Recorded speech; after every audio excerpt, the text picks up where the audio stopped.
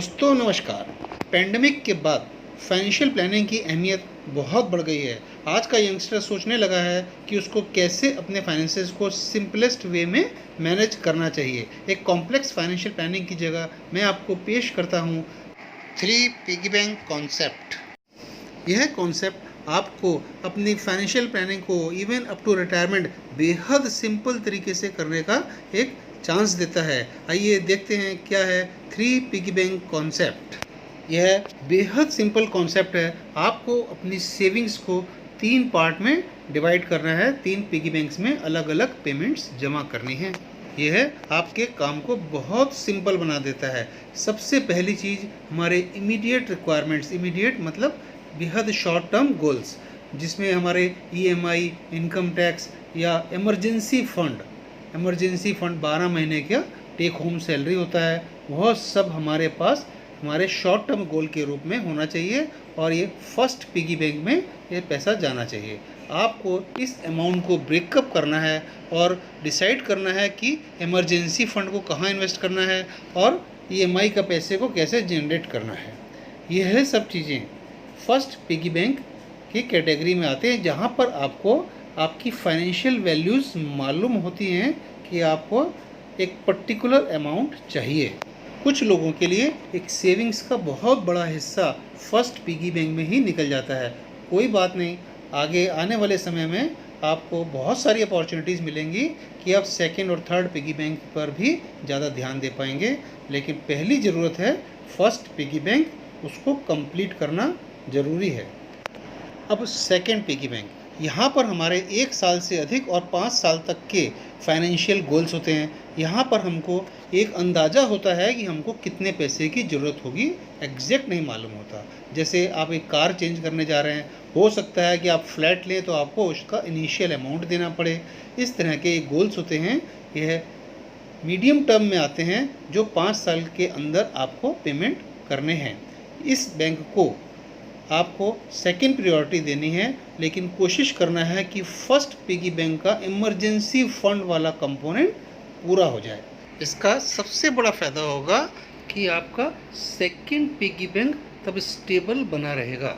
अब अगर आप फर्स्ट 2 पिगी बैंक्स को ऑनेस्टली मेंटेन कर रहे हैं तो थर्ड पिगी बैंक में आप थोड़ी एडवांटेजियस पोजीशन में होंगे, क्योंकि फर्स्ट पिगी बैंक की इनकम टैक्स की सेविंग्स आपकी मैच्योर हो रही होंगी, उनका लॉकिंग पीरियड ख़त्म हो रहा होगा। उस पैसे को आपने फर्स्ट पिगी बैंक के शॉर्ट टर्म रिक्वायरमेंट के लिए रिसाइकिल कर सकते हैं या थर्ड पिगी बैंक की लॉन्ग टर्म रिक्वायरमेंट में शिफ्ट कर सकते हैं। थर्ड पिगी बैंक में लॉन्ग टर्म गोल्स होते हैं, 7 साल, 10 साल, 15 साल या फिर रिटायरमेंट के, बच्चों की एजुकेशन के, उनकी मैरिज के और इस टाइप के और भी गोल्स हो सकते हैं। इनका कैलकुलेशन एस्टिमेटेड ही हो सकता है, इसकी फिगर्स आपके पास होती नहीं है। ये एस्टिमेट्स के हिसाब से आपको अपनी सेविंग्स को डिज़ाइन करना पड़ता है और गोल्स सेट करने पड़ते हैं। यहाँ किस क्वालिटी की एजुकेशन, कोर्स की एजुकेशन चाहिए बच्चे को, उसके हिसाब से गोल अमाउंट डिसाइड होता है। आपको किस टाइप का रिटायरमेंट चाहिए, उसके हिसाब से गोल अमाउंट डिसाइड होता है। तो आप इन्फ्लेशन को कंसिडर करके कैसे अपने गोल अमाउंट तक पहुंचते हैं, इसका कैलकुलेशन हम टीवीएम के कैलकुलेटर से कर सकते हैं। अब इसको बेहद इंटरेस्टिंग एग्जाम्पल से समझाता हूँ। मान लीजिए आज आपका खर्च 50,000 रुपये पर मंथ है।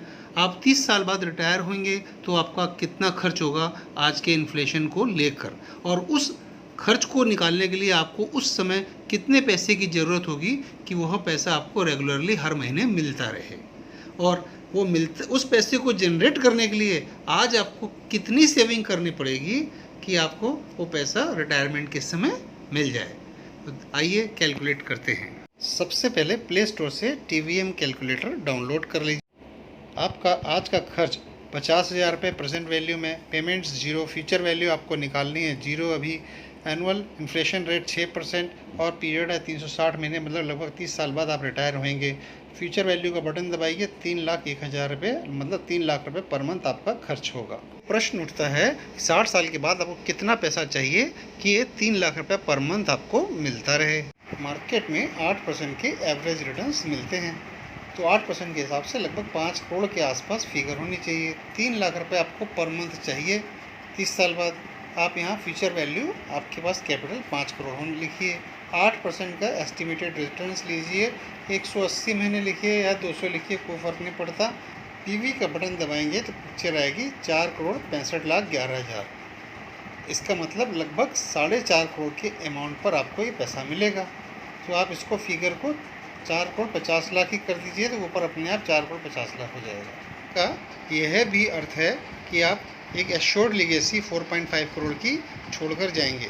अब रिटायरमेंट पे 4.5 करोड़ रुपए का अमाउंट पाने के लिए आज से आप कितनी सेविंग करें वो कैलकुलेट करते हैं। पेमेंट्स आपको चाहिए, फ्यूचर वैल्यू 4.5 करोड़ आपको मालूम है, एनुअल रिटर्न लॉन्गर पीरियड में आप 12% तक ले सकते हैं। पीरियड मान लीजिए आप 30 साल बाद रिटायर हो रहे हैं, 360 महीने हैं, तो अगर आप यहाँ पर पेमेंट्स को कैलकुलेट करते हैं तो आती है लगभग 13,000 रुपये पर मंथ सेविंग पर 4.5 करोड़ मिलेगा। लेकिन यही चीज़ अगर आप 25 साल के बाद रिटायर हो रहे हैं तो अमाउंट बढ़ के 24,000 हो जाता है। मैसेज क्लियर है, save early and take benefit of compounding और else you have to invest more. एक छोटा सा कैलकुलेशन और करते हैं। मान लीजिए आपने कार खरीदनी है या आपने फ्लैट खरीदना है, उसकी इनिशियल पेमेंट करनी है, आपके पास पूरा पैसा है नहीं। मान लीजिए आपके पास आज 5 लाख रुपया है लेकिन आपको चाहिए 3 साल के बाद 15 लाख रुपये चाहिए। इस पीरियड में 10% के आसपास का रिटर्न्स जनरेट हो सकता है और 3 साल का मतलब 36 महीने। आप पीएमटी का बटन दबाइए, आपको मिलेगा लगभग 20,000 रुपये आप सेव करते हैं पर मंथ, तो आप 15 लाख तक पहुंच सकते हैं। अब सवाल उठता है कि निवेश कहाँ करें। टैक्स सेविंग के लिए इन्वेस्टमेंट करनी ही होती है, उसके सिवा आप शॉर्ट ड्यूरेशन इन्वेस्टमेंट्स के लिए liquid funds, short duration funds, arbitrage funds, sweep accounts और शॉर्ट ड्यूरेशन एफडीआर्स कर सकते हैं। मीडियम टर्म के लिए आपके पास लार्ज कैप फंड्स हैं, ईएलएसएस फंड्स हैं, हाइब्रिड फंड्स, फिक्स्ड डिपॉजिट और मिड कैप फंड्स हैं। लॉन्ग टर्म की ड्यूरेशन के लिए small cap, mid cap, PPF accounts equity में भी लगा सकते हैं और रिटायरमेंट फंड लेना ज़रूरी है। तो दोस्तों, आपने देखा कैसे बेहद सिंपल तरीके से हम लोग अपनी रिक्वायरमेंट्स को कैलकुलेट कर सकते हैं, हम अपने गोल्स को सेट कर सकते हैं और 3 पिगी बैंक्स के कॉन्सेप्ट को इजीली अपना सकते हैं as compare to very complex financial planning. यहाँ पर सबसे इम्पॉर्टेंट चीज़ ये ध्यान देनी है कि फर्स्ट पिगी बैंक में emergency fund is all important और इसको काफ़ी लोग इग्नोर करके चलते हैं। हर पिगी बैंक वाइज अगर आप बढ़ेंगे और एक गोल को दूसरे गोल के साथ कंप्रोमाइज़ नहीं करेंगे तो ये चैलेंज मान लीजिए कि आपके टारगेट्स अचीव होने जा रहे हैं। At the end you will be satisfied. आपको ये वीडियो पसंद आया हो तो इसे लाइक कीजिएगा, शेयर कीजिएगा और हमारे चैनल को सब्सक्राइब कीजिएगा। आपको ऐसे इन्फॉर्मेटिव वीडियोस रेगुलरली मिलते रहेंगे। जय हिंद।